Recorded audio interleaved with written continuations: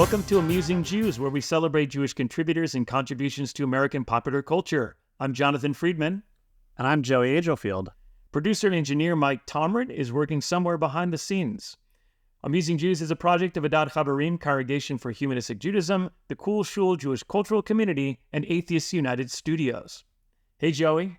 There's a tired old adage, you are what you eat. It's tired and it's old, but it's also true. And not just in the usual meaning that it's important to watch what we eat to stay healthy. Food choices and the food cultures we inhabit are reflections and expressions of who we are. National Geographic considers food a key component of cultural identity, which they define as the shared characteristics of a group of people encompassing the place of birth, beliefs, language, social behaviors, arts, literature, music, and cuisine. For many Jews, including today's guest, cultural identity is synonymous with the Jewish Deli. We're delighted to chat with illustrator, writer, and comics artist Ben Nadler. His books include Heretics, The Wondrous and Dangerous Beginnings of Modern Philosophy, The White Snake, and most recently, The Jewish Deli, an illustrated guide to the chosen food. Ben, welcome to Amusing Jews. Hey, nice intro. So, your illustrated books range in subject matter from fairy tales to the history of philosophy and Jewish food culture. How do you go about choosing topics to write and draw about? It's really hard to get books published. I feel like the books I've published are a result of me throwing a lot of spaghetti at the wall, and then like once in a while something sticks, and then that becomes the next like weapon in my arsenal.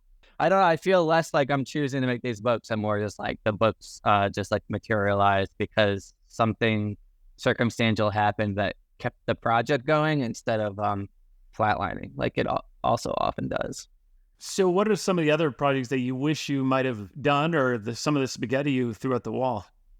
Well, I feel like, it's so much easier to come up with ideas for books than it is to make a book. So it's like, I'm always like there's a lot of fiction like swirling around in my brain, but also like I was always going to do a food book. Like there was always going to be a food book that I had to get out of my system just because like maybe it's just like part of my machinery that's like now I can put that to rest and move on to whatever is like occupying my brain, which is like, you know, it's like, oh, like I love deli food and I love like horror movies. So like, let's focus on the deli food. Like, let's get the book out. Like, let's move on. The fairy tale book happened because a publisher I was talking to suggested I would be good at adapting something like a fairy tale. So I went through like old Grimm's fairy tales that I hadn't seen adapted so much. So you like horror and you like delis. How about the movie Delicatessen? Yeah. Yeah, love that movie. I thought so. So the term deli Jew is sometimes used in a derogatory way, implying that the person is somehow superficially Jewish because their sacred place is the delicatessen rather than the synagogue. Yet, as you write in the introduction to your book on the Jewish Deli, there is something quite powerful, immediate, and perhaps even spiritual about connecting to one's heritage through ancestral food. Could you tell us a little bit more about that? Yeah, I hadn't heard that phrase before, but I think it's just inherently being part of like an ethno-religion, right? Like, I'm not spiritual or religious. Neither is my family. Like, I haven't really been to temple since my bar mitzvah, but there's something that grounds us still in our Judaism, and it's like, it's the culture, it's the food. I feel more connected to my Judaism than I ever have now living in New York. Now that I live here and now the food is part of the culture that is like my daily life, I feel like I know more about who I am as a Jew, especially if I'm in a deli and I'm taking my friends to the delis and I'm showing them like the food that speaks to me, that, like was taught to me from my father and then his father. And that's religion in a way, right? I mean, like, I can't speak to religion really, but like there's something very religious about that inheritance. So in a similar vein, you have a great section in the Deli book describing the difference between kosher and kosher style. Could you give us a little overview of the distinctions and why kosher style came about? Yeah, the phrasing of those things is confusing because the laws of kosher are so vast and often like so like all over the place that that is hard to follow. But you have glad kosher delis, which you almost never see, which are the strictest, which just means they have somebody on staff full time who's inspecting the food and making sure everything is up to code. And then you have kosher delis, which just means someone is popping in once in a while to make sure that the laws of kosher are being followed. But then a kosher style deli is not very concerned with the rules of kosher. It's really just a deli in the style of a deli that you might imagine it, but it's not kosher. It's serving meat and dairy in the same place. It's putting cheese on the sandwiches. It's catering to, contemporary American consumers, which is basically what 99% of people think of when they think of going to a deli, I assume, especially if you're not Jewish.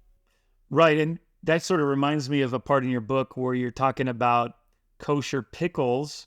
And really that just means Jewish pickles or pickles that you might find served in a Jewish establishment or with Jewish other foods, right? Yeah, because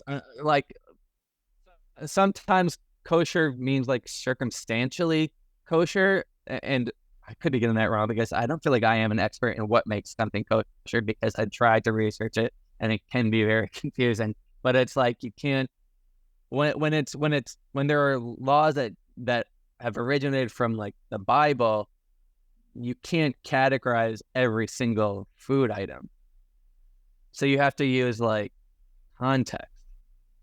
Yeah, I think it's probably more appropriate to call them kosher pickles than Jewish pickles because that might sort of connote other things like a Jewish pickle. That doesn't hit the ear, right? Yeah. It doesn't. And I can think of a lot of jokes about, pickles and Jewish. And is this a circumcised pickle? Anyway, you get the idea. So food, as we're kind of talking about, is both universal and particular. And you write that in Europe, delis weren't originally Jewish and that in America, they catered to the tastes of different immigrant populations, such as corned beef for people from Ireland.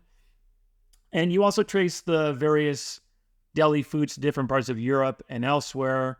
For instance, you talk about how every culture has its version of a knish. There's the Spanish empanadas and the Indian samosas and the Jamaican patties and Chinese dumplings and all of that. So I guess one of the questions that I was thinking about reading the book was, do you think that food and maybe deli food in particular can teach us something about our shared humanity? I mean, that's a big question. Part of what makes, I think, Jewish food so special is that it's a food, that originated with the lower class, and lower classes have closer neighbors, meaning, they're put in close quarters with other cultures because they're immigrants and they're melting together. I mean, so like the reason corned beef exists in Jewish delis is because we lived on the same streets as the Irish immigrants. And I think you can follow that kind of relationship even before immigration, like back to Eastern Europe. Like dough has always been cheap to make and the filling can be whatever it is. So that's always been like a simple lower class food. And in that way, it's so universal because every culture has people without a lot of money that need to be resourceful. And I think that's why, that can extend so far. That's why things are pickled. So, they last longer, so they're preserved, all in the matter of taking cheaper cuts of meat, cheaper fish parts, people that upper class, consumers don't want, and finding ways to make the best out of them. So I think in that way, it speaks to all of humanity because at least one thing every culture has in common is that there are class disparities.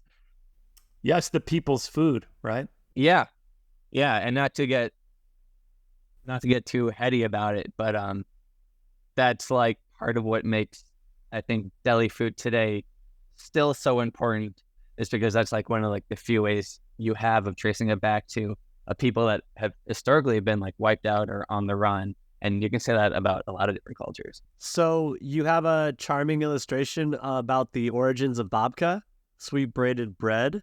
Would you share that story with our audience? Sweet braided bread. Oh, the story of babka, made out of leftover challah scraps by grandmothers. Is that what you mean? Yeah, because it shares etymology with bubby. Um, so yeah, early 19th century, like Jewish grandmas would say, it's like that's the thing about like taking your your cheap food and stretching them out is like you have leftover grades of dough from the challah, so you can twist it up and sugar and basically, and then now you have dessert. Now you have babka. Yeah, my wife found this terrific recipe for vegan babka. She made it for us last week, for the first time. And I made a declaration around the dinner table that we have a new tradition in our house. Every week we're going to have this babka. Yeah, babka is underrated as a dessert in general. It's kind of the best. I agree. It's like if you like challah, you're going to love this. And it's like I once had a student who referred to donuts as candy bagels. And it's kind of the same thing. Like you take challah, which, it's delicious in its own way, but then you kind of already spruce it up. Kind of sweet. Yeah, but now you amp it up and you make it, like you said, probably the best kept secret if it is a secret. I love babka so much. I like comparing different babkas because that's like so much variation. So one of the things you allude to in the book, which I had never really thought about before, is the idea of deli as fast food. The food was preserved, ready to go, could be eaten on the run, and was cheap, at least in those early days. And you have a customer saying, "I'm starving, I got to get going," and the deli man replying, "Here, take some pastrami on rye bread. You can eat it with your hands." So in your view, can we make a direct connection between delis of the turn of last century and perhaps the fast food of today? Yeah, that's a really interesting comparison. Before Jews were like running delis on the Lower East Side, they were on the street pushing their food in carts, herring, knisses, and sausages. It literally was exclusively street food because, no one's owning brick and mortar stores. Also, like at the turn of the century, you're looking at like a more industrialized, bustling New York that is like needs something to eat quickly on the go. And I feel like I don't know a lot about the history of fast food, but I think about the history of fast food as like expanding in like post-war suburbia where like suddenly people can't be bothered as much to like cook in their homes because they have too much to do. I don't know. I feel like a better historian can make a better connection than I could, but there's something to it. Yeah, I think just the idea of food that you can eat on the run that's sort of pre-prepared in some way, that's something that definitely spoke to me when I was reading that section of the book. Yeah, for sure. I mean, that's also like sort of like frustrating about seeing the places that are serving like the $30 hot dog, with the liver pate. I was like, that's fine. It's like a good hot dog, but like it's so antithetical to the history of a hot dog. It almost like hurts my feelings a little bit. I know. And I don't know if you have an answer to this, but I've been curious, like when did delis become expensive? God, I mean, everything is, yeah. It's true. Like when you go to Katz's, you're spending $30 on a pastrami sandwich, and in their defense, like they give you a lot of meat, and it's like the best pastrami you can find. So I do get it, but it is a little horrifying how inflation is affecting everything, and especially like the cultures that like are supposed to be for people with less money. I don't know. You described the Reuben sandwich, which has cheese, mayonnaise, and corned beef, as neither kosher nor European, but rather as a symbol of adaptation. Could you elaborate? Yeah, Reuben's like obviously not kosher, but Americans love their cheese and dairy and mayo. And if you want to keep a business afloat, you got to give the people what they want. It's just supply and demand. So to me, that's the perfect example of like how delis have been able, since the beginning have been about adapting, have been about, poor people adapting with what they had, with cheaper cuts of meat, with preserving their food as long as possible, and now adapting to keep their businesses afloat. And it's just a matter of coming into this new American culture, finding out what works, and going with the flow. And if you got to put cheese on your sandwich to keep people coming in, you got to do it. And by the way, like worst case scenario, you have like the best sandwich of all time. So it's not such a big deal. You had told us before we started the interview that you're coming to us from Brooklyn. What are your go-to deli spots? Because we imagine you probably like a deli or two. I definitely like a deli or two or three. I really like to go to Barney Greengrass on the west side. Is a place that I've been going to all my life, and I think it's so. There's something about the way it looks inside that has always like stuck in my like creative threads a little bit. And also it has like the best fish you can buy. But also Katz's, Russ and Daughters, they're touristy. They're still great places to go. Yeah, I liked in the book where you were describing how visual the deli is and how it warrants, a graphic approach that you gave to it. I think you're right. Like sometimes we go to delis because they look like a deli or they look kind of rich in history. Maybe they don't have the best matzo ball soup, but that's okay because you're paying for the experience, right? Yeah, it just feels good and weird to be in a place like that. And it is so much about the whole experience and not just really how the food tastes. Although the food's usually pretty good. But yeah, like the stacks of like the cans and the tins and the like barrels of dried fruit or whatever. And also often like the colors are of the walls and like the neon lights are very strange too. It's kind of like it's a dreamy feeling, I think, being in an old deli. Delis really aren't as popular as they once were. There are a lot of reasons for that. Health concerns, perhaps modifying people's personal eating habits, and just the competition with cheaper, faster food, etc. But many that are still around are quite successful, even out here in the LA area. And others have modified their menus to stay open and stay relevant with fusion foods and so forth. So what do you think is the future of delicatessens in America?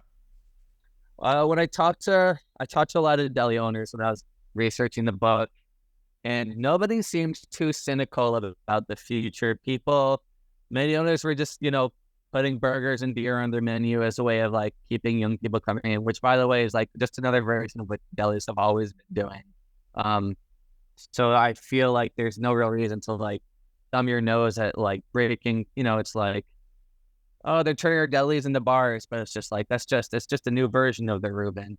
And I see a lot of like incredible younger chefs, like you said, like incorporating the fusion from like the other cultures there around the like Japanese and Korean immigrants that like they've been growing up with are now like a part of their culinary language. These places still exist and they're still really good, and they could use some help in general, because it's hard to run and operate any restaurant these days, much less, some of these institutions have been going on for over a century. So they feel like that places we need to pay attention to and preserve if we can.